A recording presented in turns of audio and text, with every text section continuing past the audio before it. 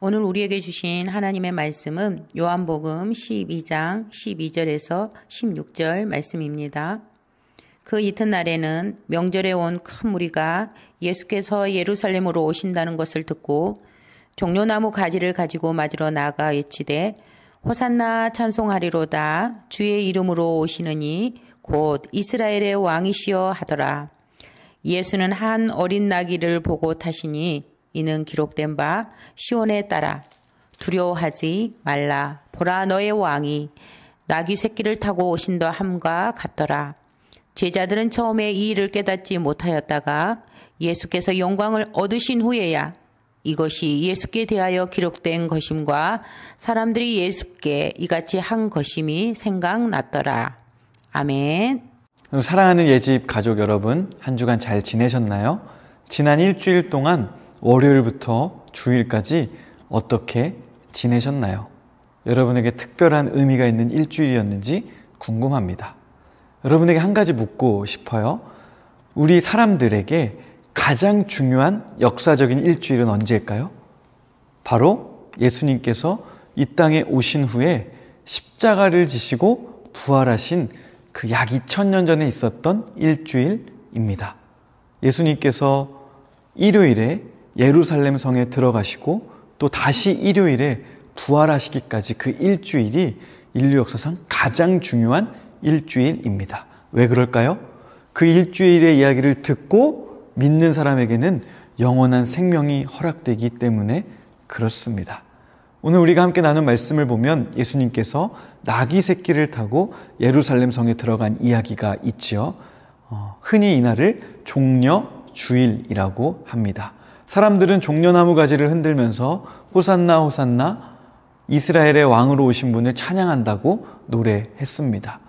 자신의 겉옷을 벗어서 바닥에 깔고 예수님을 왕으로 경배했죠. 그날이 예수님께서 예루살렘 성에 들어가신 입성의 날 종려주일입니다. 그렇다면 예수님은 왜 예루살렘 성에 들어가셨을까요? 유월절 명절을 지키기 위해서, 특별히 그 유월절에 십자가에 못 박혀 죽기 위해서 들어가셨던 거죠. 다음 날이 돼서 월요일에 예수님은 성전에 들어가십니다. 잘못된 성전의 모습들이 있었죠. 성전은 하나님께 제사 드리고 예배하고 기도하는 곳이었는데 많은 사람들이 자신의 욕심을 채우는 곳으로 삼고 있었어요. 물건을 주고받고 팔고 돈을 바꿔주면서 하나님의 일을 한다고 말하며 자신의 이득을 취하는 많은 사람들을 보고 예수님이 화를 내셨습니다.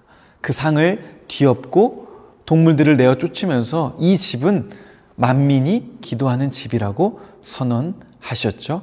그날이 가장 중요한 일주일의 월요일의 모습이었습니다. 화요일은 다시 예수님이 예루살렘 성전에 들어가셔서 유대 종교 지도자들과 논쟁하시고 싸우셨죠. 그리고 하나님의 뜻을 선포하고 예루살렘이 멸망할 것을 말씀하시기도 했습니다. 수요일이 되었을 때 예수님은 가장 친한 친구였던 나사로의 집에 계셨습니다. 그때 나사로의 여동생인 마리아가 향유를 예수님께 부어서 이 발에 부어서 자기 머리카락으로 닦아주죠. 그리고 예수님께서 십자가에 못 박혀 죽으실 일을 예비하셨습니다.